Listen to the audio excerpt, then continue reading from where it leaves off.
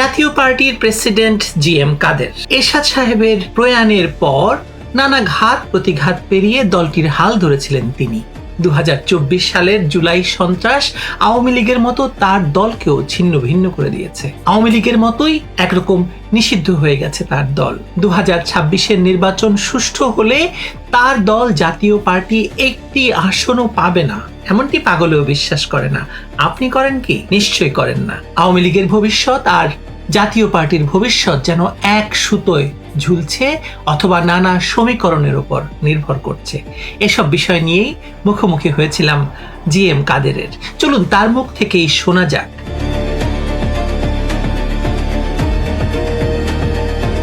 বিদেশি থেকে দেখেছে শান্তিপূর্ণভাবে ভোট, শান্তিপূর্ণ হবে না কেন? কারণ ভোট কেন্দ্র তো বেশিরভাগ সময় খালি ছিল। আর কোন আদালতে গেলেন না কেন? আপনি যে এত সুন্দর করে বললেন পুরো বিষয়টি, আদালতে তো যাওয়া যেত না। আদালতে যায়নি দুটো কারণে। একটা হলো আমরা ধারণা করেছিলাম যে এবার যেভাবে দেশটাকে পয়সা করে দিয়ে বিভিন্ন ভাবে দেশটাকে কিনে ফেলার চেষ্টা করছে মৌলবাদী দলগুলি, এবং আমার একটা ভয় ছিল। আমি আর্টিকেল লিখেছি, আমার বই একটা আছে ওখানে, আমি তো বইটা পাঠাতে পারবো না, হলে আমি পাঠাতে পারতাম। আমি একটা বই লিখেছি, ওর মধ্যে এগুলো আছে। আমার আর্টিকেল বিভিন্ন জায়গায় উঠেছে, বাংলাদেশে আমার আর্টিকেল উঠে না, আমার লেখা এবং এমনকি আমার বক্তব্য তারা এখন প্রকাশ করতে ভয় করে। এই জুলাই আন্দোলন এবং নির্বাচন, এটার উপরে আমি একটা বই এখানে কিন্তু আমি আর্টিকেল লিখেছি যে বাংলাদেশটা জঙ্গিবাদ এরা একটা দখল করে নেবে। দখল করার পরে যেটা হবে, যেটা এরা যদি ক্ষমতা আসতে পারে, তাহলে এখানে একটা ফ্যাক্টরি তৈরি হবে, উগ্রবাদ বা এই যে সুইসাইড বোম্বার্স, জঙ্গি তৈরি ফ্যাক্টরি তৈরি হবে। আমাদের দেশের মানুষ ধর্ম সম্পর্কে উইক আছে, খুব দুর্বলতা। তারপরে এরা অত্যন্ত দরিদ্র, চাকরি পায় না বিভিন্ন জায়গায়, এবং চাকরির জন্য এরা বিভিন্ন, আমার আর্টিকেলে রেখেছে, চাকরির জন্য একটা ডন পেপারে আসছে যে ভারত আরে পাকিস্তানের জঙ্গি দমন গিয়ে করতে গিয়ে পাকিস্তান সেনাবাহিনীর হাতে মারা পড়েছে যারা জঙ্গি, তার মধ্যে 2 জন ছিল বাঙালি। আমি পেপারে কোট করেছি। আবার দেখা গেল যে ইউক্রেন যুদ্ধে রাশিয়ার হয়ে মার্সিনারি হতে গেছে 2টো ছেলে, একটা মারা গেছে, একটা ধরা পড়েছে, সেটাও দেখা গেল বাঙালি। তো বাঙালিরা এখন তারা কোথা থেকে কিভাবে যাচ্ছে, কেন যাচ্ছে, ওটা ডেসক্রিপশন ওই পত্রিকায় ছিল। তো আমি বললাম যে এই জন্য আমাদের দেশে এইসব মানুষ যারা চাকরির জন্য সাগর পাড়ি দেয় একটা ডিঙ্গি নিয়ে, তারা পাহাড় পর্বত মরুভূমি পাড়ি দেয় পায়ে, 1000-2000 লোকে যায়, হয়তো 2-1 যায়, বাকিগুলো মারা যায়, হাজার হাজার লোক এইভাবে মারা যাচ্ছে চাকরির অভাবে। আমাদের মতো দেশে জঙ্গি এরা এই ইনভেস্টমেন্টটা করছে যে দেশটাকে কন্ট্রোলে নেওয়ার পরে তার এই তরুণ সমাজগুলোকে সারা বিশ্বের জন্য তারা তাদের জঙ্গি হিসাবে সারা বিশ্বে ব্যবহার করবে। এগুলোকে তারা বিপুল ভাবে মুনাফা করতে পারবে। বিভিন্ন জায়গায় 100-200-500 সুইসাইড বোম্বার পাঠিয়ে দেবে, এবং সারা দেশের সকল সিকিউরিটি এজেন্সির জন্য একটা নাইট মেয়ার হবে। এই আর্টিকেলটা সাউথ এশিয়ান মনিটরে এসছে, আমার আর্টিকেলটা আছে।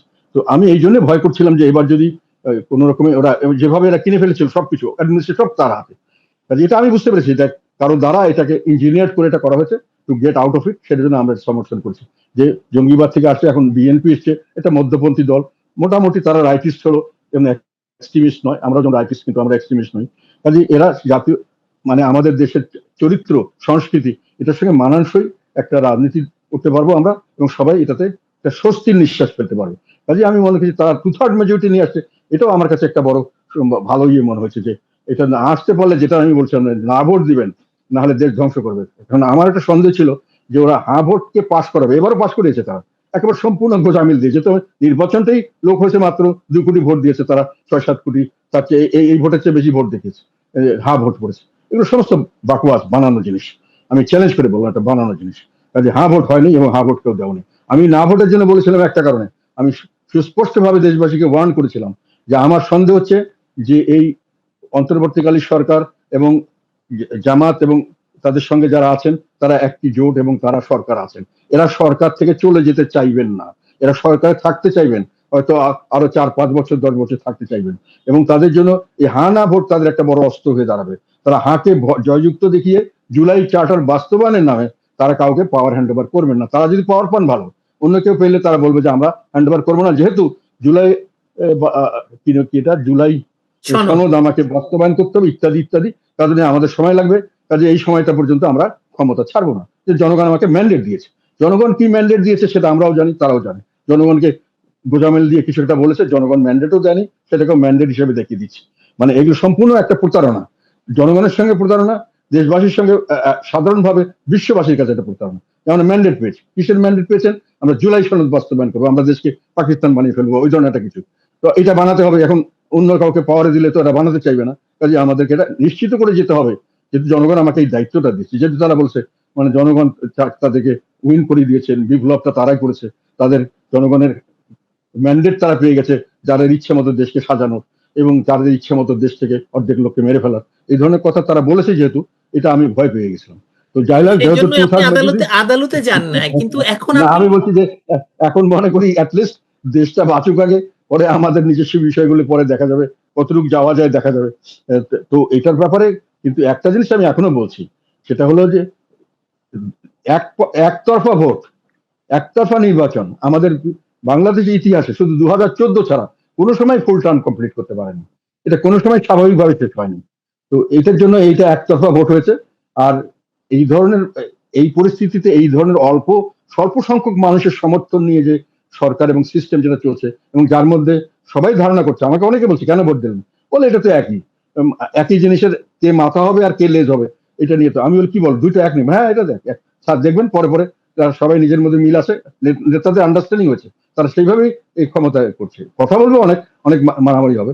এখন মারামারি গুলো বেশিরভাগ হচ্ছে অবশ্য চাঁদাবাজির বা এরিয়ার মাঝখানে কন্ট্রোল ক্ষমতার দখল ক্ষমতার ক্ষমতা এবং সেটা থেকে প্রফিটেবিলিটি নয়, এটা নিজস্ব দলের মধ্যে হচ্ছে, কাজে ওটা কোনো মারামারি নয়। আসল হলো তাদের নেতৃত্বের মধ্যে একটা মিল আছে, তারা একই ক্যারেক্টার লোক, এবং বেশিরভাগ লোক যে ভোট দেনে তাদের কথাই ছিল যে আমরা কোনো পরিবর্তন এর মধ্যে পাচ্ছি না, আমাদের আর কোনো প্রতিযোগিতা হচ্ছে না, সেসব কারণে হয়নি। ওর মধ্যে প্রচুর আওয়ামী লীগের এই সমর্থক। অবস্থায় আপনার ভবিষ্যৎ পরিকল্পনা কি? জাতীয় পার্টি নিয়ে আপনার ভবিষ্যৎ পরিকল্পনা কি? আমার পরিকল্পনা হলো আমরা দেশের জন্য কাজ করে যাব। আমরা বর্তমান সরকারকে সহযোগিতার আশ্বাস দিয়েছি, তারা সঠিক পথে দেশ চালাতে চায় চালাতে পারে, তাদেরকে আমরা সমর্থন করবো। কিন্তু কথা হলো দেশকে ইনক্লুসিভ চালাতে হবে, ইনক্লুসিভ সবাইকে সঙ্গে নিয়ে চালাতে হবে। এই পরিস্থিতিতে দেশ কিন্তু একটা জিনিস অস্থির, শুধু না অনিশ্চিত, মানে অস্থিরতা তো শুরু হয়ে গেছে অনেক আগের থেকেই। জুলাই পুরো সময়টি খুব অস্থির ছিল, আগস্ট হলো, তারপরে মনে করলাম অস্থিরতা কমবে, অস্থিরতা আরো বাড়লো, আর তারপরে এখন এসে যেটা হয়েছে অস্থিরতার সঙ্গে অনিশ্চয়তারা, এটা গত সরকারের আমলে শুরু হয়েছিল, এখন আরো বেশি বিভিন্ন কারণে বেশিভাবে শুরু হয়েছে। কাজে একটা ভূমিকম্প দেশে চলছেই, সেটা হলো স্থিতিশীলতা দরকার। আমাদের অর্থনৈতিক স্থিতিশীলতা নাই, আমাদের সামাজিক স্থিতিশীলতা নাই, যেহেতু রাজনৈতিক স্থিতিশীলতা ছিল না একদিন। এখন আমরা যদি এই রাজনৈতিক স্থিতিশীলতার জন্যই কিন্তু এই সমস্ত স্যাক্রিফাইস সবাই মেনে নিয়েছে, সবাই এটা করার জন্য একমত ছিল, এবং সেটাতে আমরাও একসঙ্গে একমত আছি। কিন্তু এই রাজনৈতিক স্থিতিশীলতা এই ধরনের নির্বাচন দিতে পারবে কিনা, এটা নিয়ে আমার সন্দেহ আছে। ফলে ভবিষ্যতে আপনি বললেন যে আপনি এই সরকারকে আপনাদের সমর্থন সহযোগিতা করে যাবেন আপনারা, কারণ হচ্ছে আপনি চান বাংলাদেশে একটা স্থিতিশীলতা ফিরে আসুক। আপনি কথা বলেছেন, আপনি কি প্রধানমন্ত্রীর সাথে দেখা হয়েছে, না, আমি কথা হয়েছে? না না, আমার সাথে কথা সেটার জন্য কথা হয়নি। আমরা করছি যে না, আমরা সব বিষয়ে তাদের সমর্থন করতে নয়, তারা যদি জনকল্যাণমূলক কাজ করতে থাকেন, জনগণের কল্যাণে বা স্বাভাবিকভাবে আমরা যদি মনে করি যে দেশের ভালো হচ্ছে, তাহলে আমরা এখানে বাধা দেবো না।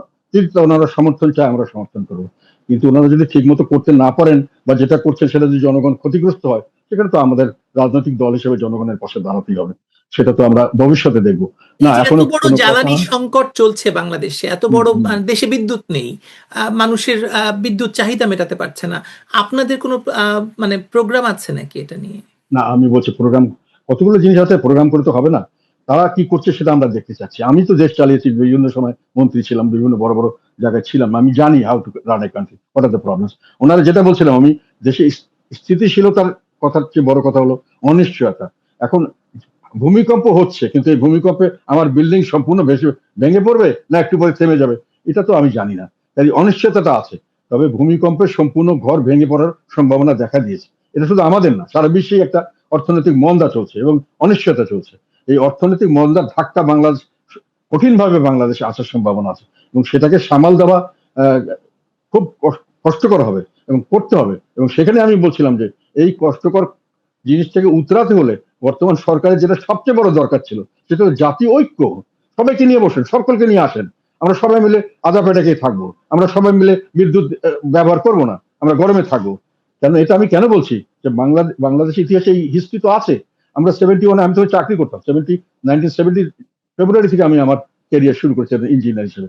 71-এর মুক্তিযুদ্ধের পরে পরেই কিন্তু বঙ্গবন্ধু এসে যখন দেশে ফিরে আসলেন, তখন উনি কিন্তু সার্বিকভাবে আমাদের সবাইকে বললেন যে তোমাদেরকে আমি কিছু দিতে পারবো না 3 বছর, বেতন টেতন আমি কমাই দেবো। তো মানে উনি প্রায় অর্ধেকের মতো আমাদের বেতন কমিয়ে দিয়েছিলেন। দেশবাসী একটা কোনো টু শব্দ কেউ করেনি, সবাই বলছে, ঠিক আছে এখন সবাই দেশ নতুন করতে হবে। যদি বাঙালি জাতি তো দেশের জন্য, সব দেশেই করে এটা, সরকারের প্রতি যে আস্থা থাকে যে সরকার আমার ভালোর জন্য করছেন, তাহলে আমরা সবাই মিলে একসঙ্গে আধা পেটা খাবো দরকার হলে। সবাই বলবেন যে না আমরা এত খাবো না, আমাদের নাই, আমার তেল অর্ধেক ব্যবহার করবো, আমার তেল দেশে নাই বা করবোই না, আমরা অন্যভাবে সবাই একমত। সবাই একসাথে থাকতে পারলে এটা সম্ভব। আমি কেউ যদি দেখে বিশালভাবে লাক্সারি করছেন, বিশালভাবে ক্ষমতার অপব্যবহার করছেন, আর কিছু লোক যদি কষ্ট করতে থাকে, মানে বৈষম্য সৃষ্টি হলে এইসব জিনিস টিকে না। কিন্তু একজন বৈষম্য তো জাতীয় সৃষ্টি হয়ে ঐক্যের একটা গেছে। অত্যন্ত জাতীয় পার্টির মতো দলকে নির্বাচনে কোনো আসন দেওয়া হয়নি, আওয়ামী লীগকে নিষিদ্ধ করা হয়েছে, নির্বাচনের বাইরে রাখা হয়েছে, বৈষম্য তো হয়েছে। আপনি যে স্থিতিশীলতার জন্য যে মানে সিচুয়েশন বা যে পরিবেশের কথা বলছেন, তা তো বাংলাদেশে নেই। এইটাই কথা। আমার বইয়ের মধ্যে আমার আর্টিকেল যেখানে আমি লিখছি যে it is not election, it is a selection, সেখানে আমি বলেছি রিস্ক হলো ওখানে। আমি বলছি যে এই ইলেকশনের মাধ্যমে দেশে স্থিতিশীলতা হবে, এটা নিশ্চিত হওয়া যাচ্ছে না, বরং স্থিতিশীলতা আরো নষ্ট হতে পারে যদি সরকার এটাকে মিস হ্যান্ডেল করে। এবং সরকার যদি যে বছর জাতীয় ঐক্য করতে হবে, সেখানে আওয়ামী লীগ কানতে হবে, আমাদের কানতে হবে, সবাইকে নিয়ে বসে ঠিক করতে হবে, ভাই আমি দেশ চালাবো, আপনারা আমাদের সহযোগিতা করুন। এই জিনিসটা দরকার ছিল, জাতীয় ঐক্য। এটা আমি ইউনিস সাহেবকে বলেছিলাম। এবং আমি আরেকটা কথা বলেছিলাম, তখনও বলেছিলাম যে সাউথ আফ্রিকায় একটা ট্রুথ অ্যান্ড রিকনসিলিয়েশন কমিশন করা ছিল। ডিটেল আমি জানি না, তবে এটা জানি যে তখন তারপরে আমি সাউথ আফ্রিকা গিয়েছিলাম, অনেকবার দেখা, ওদের সঙ্গে কথাবার্তা বলেছি। তারপরে কিন্তু ব্ল্যাক অ্যান্ড হোয়াইট যে একজন একজনের দেখলে জবাই করে মেরে ফেলে, এটা কিন্তু সব মোটামুটি এক হয়ে গেছে।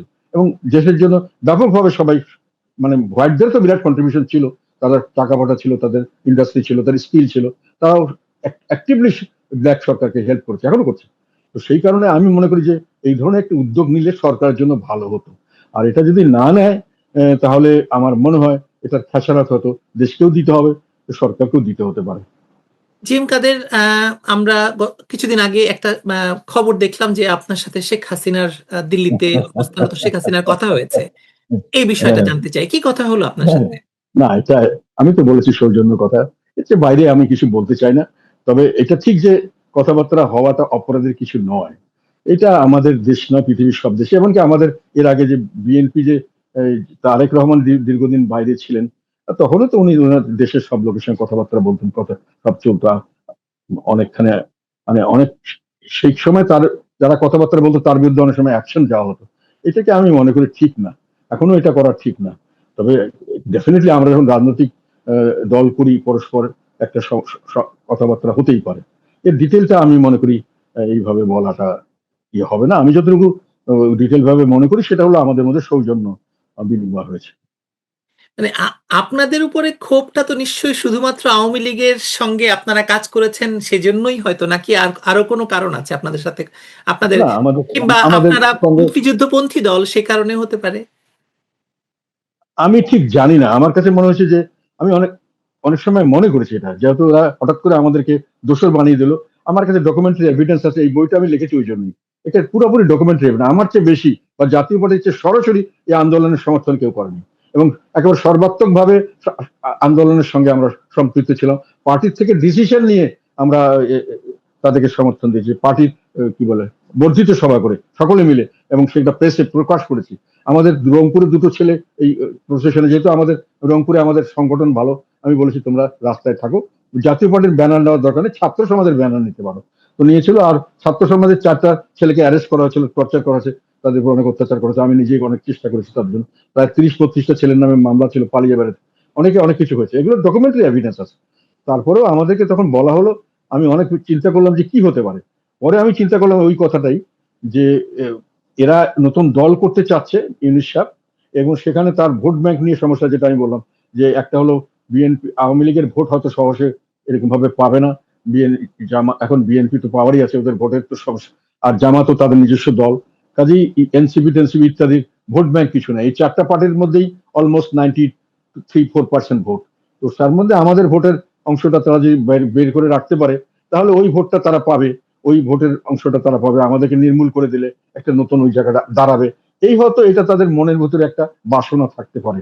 তবে এটা তারা ভুল করেছে, এইভাবে একজনের আমাদেরকে নিশ্চিহ্ন করে দিলে সেই ভোট যে তারাই পাবে, এটা হয়তো ঠিক হবে না, এটা বাস্তবসম্মত চিন্তাধারা নয়। অনেকে তবে আমি বলেন যে নিশ্চিত নই। এনসিপি এবং জামাত এদের এদের ভোট যদি সুষ্ঠু নির্বাচন হয়, এনসিপি আসলে জামাতের ভোট কাটবে অথবা জামায়াত এনসিপির ভোট কাটবে, এরা মানে এর বাইরে তাদের আসলে আর কোনো ভোট নেই। না, আমি এটা এটা এটা আমার অ্যাসেসমেন্টটা বলতে পারি, আমি তো জানি না, কারণ এটা কেউ খারাপ ভাবে নিতে পারে। আমার ধারণা এনসিপির কোনো ভোটই নাই এখন, এটা আমার ধারণা। কারণ সবচেয়ে বড় কথা, তাদের যে স্ট্রেংথটা ছিল, সবাই যেমন আমরা তখন তাদের প্রতি সহানুভূতিশীল ছিলাম, দেশবাসী তাদের জন্য একেবারে লাফিয়ে পড়েছেন, জীবন দাত্রী গেছে। তখন তাদের মানুষের মধ্যে ধারণা ছিল তারা তারা নির্লোভ, তারা দেশের জন্য কাজ করছে। ছাত্র ছাত্র এবং তরুণ বয়সের ছেলে, তারা দেশের জন্য কাজ করতে চাচ্ছে, এদের নিজস্ব কোনো লোভ লালসা নেই। এরা মন্ত্রী হবে না, এমপি হবে না, তাদের কোনো টাকা পয়সার ধান্দা নেই। তারা আমরা অন্য দলকে দিলেই, বিএনপি বলো, জাতীয় পার্টি বলো, আওয়ামী লীগ বলো, সবাই মন্ত্রী এমপি হবে, কিন্তু তারা টাকা আসিফ পয়সা বানাবে। মোহাম্মদ সজীব তো ভুঁইয়ার এখন না, না, না, অ্যাকাউন্ট না, কিংবা না, AK-47 এগুলো কি এই না, সাক্ষ্য দেয়? আমি এটা বলছি, আমি এটা পরে বলছি, এটা বললাম যে সেই জিনিসটি যখন তারা আহ, দেখা গেল যে তাদের মধ্যে মানে যে ত্যাগের মানসিকতা থাকলে কিন্তু মানুষের মধ্যে যেমন তাদের উপরে গ্রহণযোগ্যতা বাড়ে, নিজেদের মধ্যে একতাটাও থাকে। কিন্তু ত্যাগের জায়গায় যখন ভোগের প্রশ্ন আসে, তখন এই মারামারি কাটাকাটি, ভাই ভাই সম্পত্তি নিয়ে মারামারি হয়। তাদের একতাটাও নষ্ট হয়ে গেছে। আর দেশবাসীর আস্থা, যে আমরা যেটা মনে করছিলাম নির্লোভ, এরা তো সেরকম নির্লোভ নয়। কাজে দেশবাসীর কাছে তাদের যে আবেদনটা ছিল, আমার ব্যক্তিগত ধারণা মতে সেই আবেদনটা তাদের নেই। কাজে তাদেরকে ক্যারি করছেন যারা তাদেরকে ব্যবহার করেছেন বলে দাবি করেছেন বিবিসির কাছে বা বিভিন্ন সময়, তারাই তাদেরকে ক্যারি করেছেন। এবং আমি যেটা শুনেছি, এটা একটা আমাদের ডক্টর মোহাম্মদ ইউনূসের একটা খুব আন্তরিক ইচ্ছা ছিল যে আমি একটা দল তৈরি করব, একটা জেএনজি নাকি বলে, ইয়াং তরুণদের মধ্যে থেকে, এটা একটা বিরাট কিছু হবে। এই কারণে ওনার অনুরোধেই এদেরকে অ্যাকোমোডেট করেছে, এরকম একটা ধারণা অনেকে আমাকে দিয়ে, এটা আমি সত্য মিথ্যা জানি না।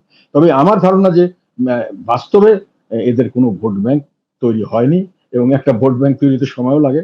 এবং আমার ধারণা, আমি এটা সত্যি মিথ্যা জানি না, যে তারা ভোটের রাজনীতিতে কোনো অবস্থান তাদের এখন নেই।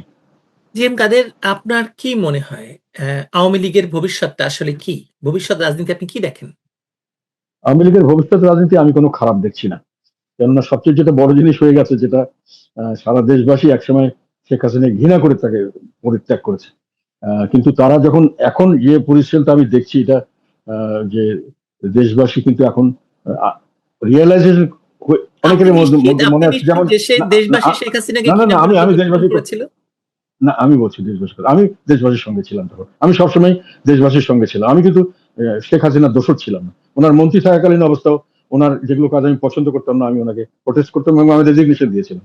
2014 নির্বাচনের পরে আমাকে যখন আবার মন্ত্রী করা হয়েছিল টেকনিক্যাল টেকনোক্রেট কোটায়, আমি যখন নির্বাচনটা বর্জন করেছি, আমাকে উনি অফার দিয়েছিলেন, আমি সেটাও বর্জন করেছিলাম।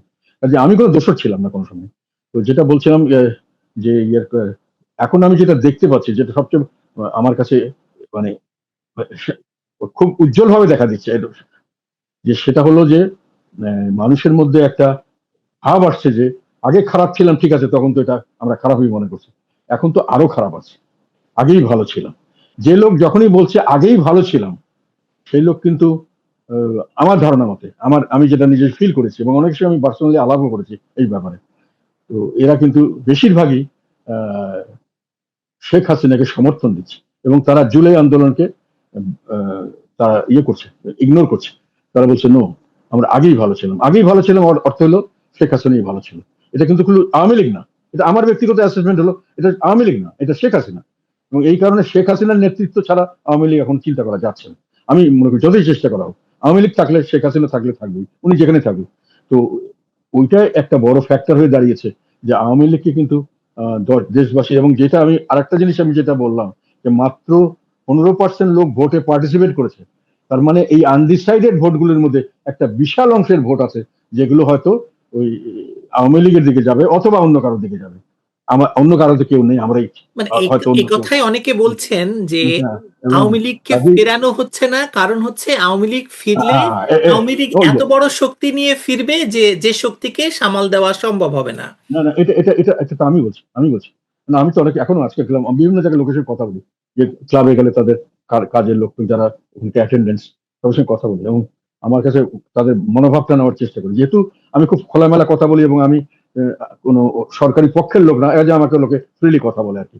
আহ এটাই হলো আহ, বর্তমান সরকারের একটা বড় ধরনের ভুল বা যেটাই হোক, তারা আওয়ামী লীগকে ভয় করছে এবং জামাতও আওয়ামী লীগকে ভয় করছে, এবং তারা ওই কারণেই তারা কিন্তু আবার ঐক্যবদ্ধ আছে। যে কোনো সময় আবার আওয়ামী লীগ ব্যাক করলে যে কোনো সময় তারা আবার ঐক্যবদ্ধ হয়ে যাবে, এটা সাধারণ মানুষের ধারণা। এবং তাদের সেই জন্যই তারা বলছে যে এরা কিন্তু এটা কিন্তু আমি আর মামুন কিন্তু আমি আর আমরা আর মামুরা। আমরা মামুরা ওইটাই হচ্ছে। আহ, আর আওয়ামী লীগ এখন পর্যন্ত নর্মাল ভোট হলে এবং নর্মাল একটা আহ, স্বাভাবিক নিরপেক্ষ পরিবেশে ভোট হলে আওয়ামী লীগ ব্যাপকভাবে ফিরে আসার সম্ভাবনা আছে। এটা আপনাকে শেষ ঠেকানোর জন্য ওনারা আওয়ামী লীগকে ভয় করছেন, এবং ভয় করছেন জন্যই তারা আওয়ামী লীগকে দূরে রাখতে চাচ্ছেন। এটা আমি মনে করি আর একটা ভুল তাদের। কেননা একটা কথা কি, যে যাকে আমি ডেঞ্জার মনে করি তাকে নিজের কাছে রাখতে পারলে আমি সেফ। যেমন আমি একটা উদাহরণ বলেছিলাম একটা আরেক জায়গায় বোধহয় টক শোদের এই ধরনের ইন্টারভিউতে, যে একটা অন্ধকার ঘরে যদি একটা বিষাক্ত সাপ ঘুরে বেড়ায় আর আমি যদি লাঠি দিয়ে এদিক ওদিক তাকে খুঁজতে থাকি, সেই পজিশনে আমি যেরকম ভয়ের রিস্কের মধ্যে থাকবো, তার চেয়ে এই সাপটাকে কোনো ক্রমে আমি আমার পকেটের কাছাকাছি একটা জায়গায় আমার কাছে কোনো ঝুড়িতে মধ্যে ঢুকে কাছে রাখতে পারলে আমি কম্পারেটিভলি বেটার। উদাহরণ হিসাবে খারাপ হলো, বাট তারপরে আপনাকে একটা শেষ প্রশ্ন করি। সেটা হচ্ছে, আওয়ামী লীগ এসে যদি ধরুন আওয়ামী লীগ ফিরে আসে এবং আওয়ামী লীগ ফিরে আসার পরে এই যে বর্তমান পরিস্থিতি, বর্তমান রাজনীতি নিয়ে রাজপথে নামে, জাতীয় পার্টি তার সঙ্গে থাকবে? এটা ডিপেন্ড করে অনেক কিছুর উপরে। যদি সত্যিকার অর্থে জনগণের পক্ষের রাজনীতি আওয়ামী লীগ করতে পারে বা করে, সেখানে আমরা সবসময় জনগণের পক্ষে থাকবো, আওয়ামী লীগের পক্ষে নয়। এই হিসেবে আমরা থাকবো। আওয়ামী লীগের পক্ষে না, আওয়ামী লীগের সঙ্গে জিজ্ঞেস করেছি আপনাকে আমি। জনগণের পক্ষে, জনগণের জন্য তো বটেই। জনগণের জন্য আন্দোলন করলে হ্যাঁ আমরা থাকতে পারি, অসুবিধা নেই। এটা আমরা ডিসাইড করবো যখন হবে সিচুয়েশন দেখে। আমরা তো জনগণ। অশেষ ধন্যবাদ আপনাকে জি এম কাদের, আজকে সময় দেওয়ার জন্য। সাপের এটা উদাহরণটা ভালো হলো না?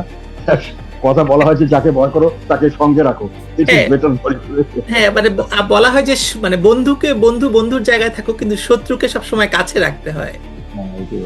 এটাই বলছিলাম। জি, কথাটা ঠিক। অশেষ ধন্যবাদ আপনাকে।